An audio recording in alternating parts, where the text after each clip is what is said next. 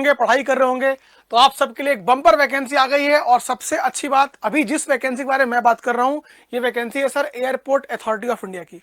उसके बाद अभी जो मेरा फोकस है वो है एडवर्टीजमेंट नंबर 722। तो बहुत सारी वैकेंसीज हैं एयरपोर्ट अथॉरिटी में।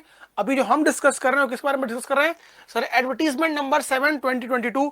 अब ये वैकेंसी प्योरली टेक्निकल है। ये वैकेंसी क्या है? प्योरली टेक्निकल है। और कैसे है? With respect to GATE score card. तो गेट स्कोर कार्ड आपका 2020, 21 और 22 तीनों लोग एलिजिबल हो। तो जिसके पास गेट स्कोर कार्ड 2020 का, 2021 का और 2022 का है, वो लोग एलिजिबिलिटी है। और ये वैकेंसी एडवर्टीजमेंट नंबर 7/2022 ये है जो गेट स्कोर कार्ड साथ है। अब ये वैकेंसी कितने स्ट्रीम्स के लिए है sir? Junior executive civil engineering, post at role 62, junior executive electrical engineering, we have 84 seats, junior executive electronics, electronics के लिए बम्पर वैकेंसी है 440 वैकेंसी। तो इलेक्ट्रॉनिक्स के लड़कों के लिए गोल्डन अपॉर्चुनिटी है एयरपोर्ट अथॉरिटी ज्वाइन करने के लिए। और एयरपोर्ट अथॉरिटी को हल्का हल्का मत समझना भैया, इसको मिनी रत्ना कंपनी साफ साफ लिखा होगा यहाँ पे। तो airport authority is a mini Ratna company है ये।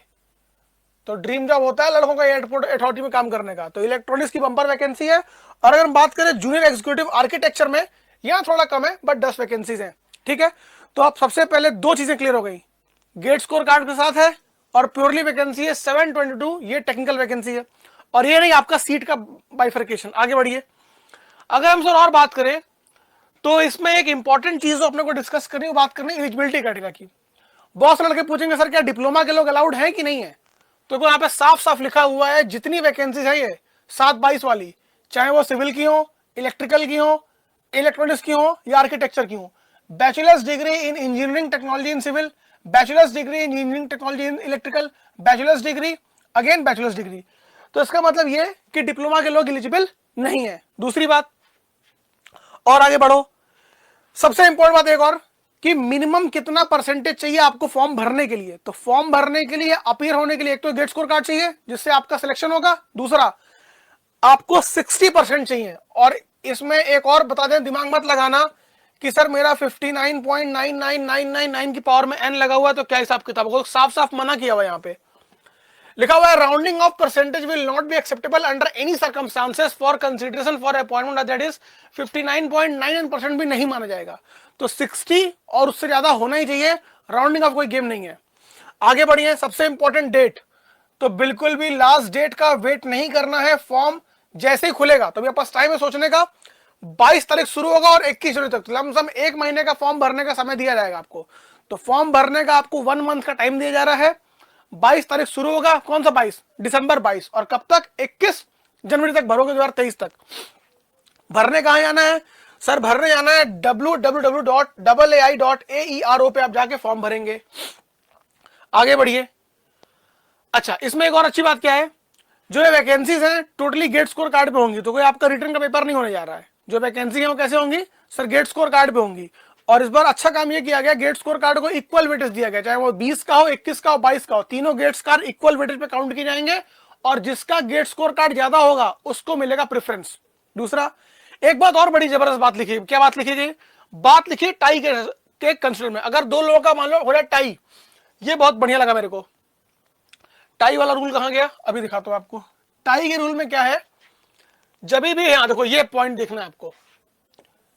तो पहला पॉइंट ये, the score obtained in the relevant GATE exam will be taken as the first deciding factor for merit. तो जिसका ज्यादा होगा उसको मिलेगा, फैक्टर का काउंट किया जाएगा। जैसे having higher score will be ranked higher, तो जिसका गेट स्कोर नंबर ज्यादा है उसको मिलेगा प्रिविलेज। अब दूसरा, अगर सर टाई हो गया, मतलब कि अगर दो लोगों का गेट स्कोर कार्ड इक्वल है, मतलब तुम्हारा भी 500 मेरा भी 500, तो जिसका उम्र ज्यादा होगा उसको मिलेगा। तो यहाँ पे जो बुजुर्ग आदमी होगा उसको मिलेगा फायदा, तो जिसकी एज ज्यादा उसको मिलेगा फायदा।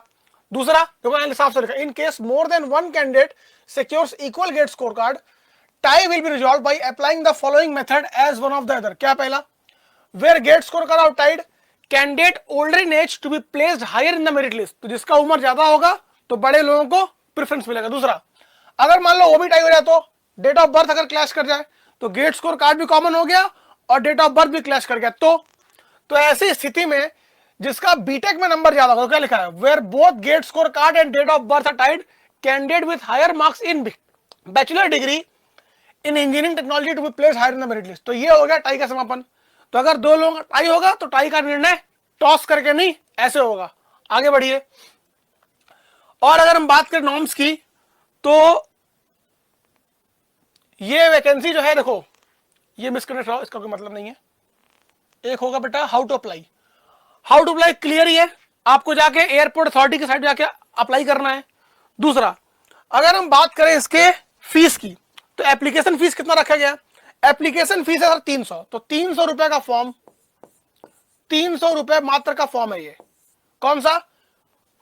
7/22 वाला एडवर्टीजमेंट। दूसरा, अब देखिए अगर मैं बात करूं आगे, तो इसमें जो सबसे अच्छी बात यह है, एक और बात, अभी एसएससी का पेपर हुआ तो बहुत लोग फोटो में बाहर हो गए, तो फोटो का बिल्कुल देखो साफ साफ दिया है, अपना दिमाग नहीं लगाना है, जो बात लिखा है वही फॉलो करना है। बहुत से लोग बाहर हुए एसएससी में, उनसे पूछ लेना।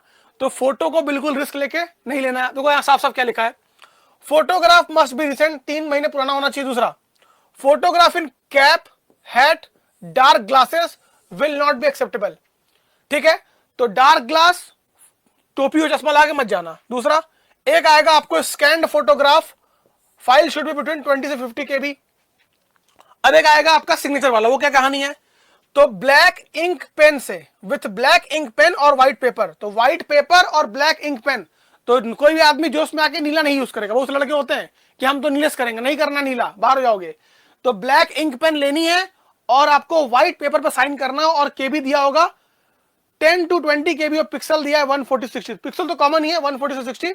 मेन आपको याद रखना है कि ब्लैक से ही साइन करना है, तो यहां ब्लैक से साइन करना है। दूसरा, यहां पे कोई चश्मा, टोपी और लिहाफ नहीं ओढ़ के जाना है। दो बातें कह रहा है, application with blurred eligible photograph signature will be rejected similarly. तो ऐसा होगा तो आप हो जाएंगे रिजेक्ट। आगे बढ़िए।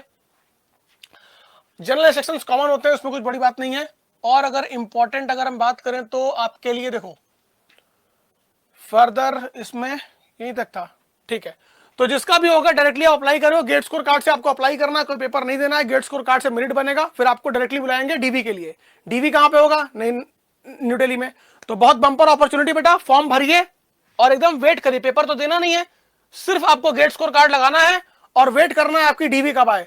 तो आप सबको ऑल द वेरी बेस्ट, ध्यान रखिएगा। तब तक के लिए बेटा तैयारी करते रहिए।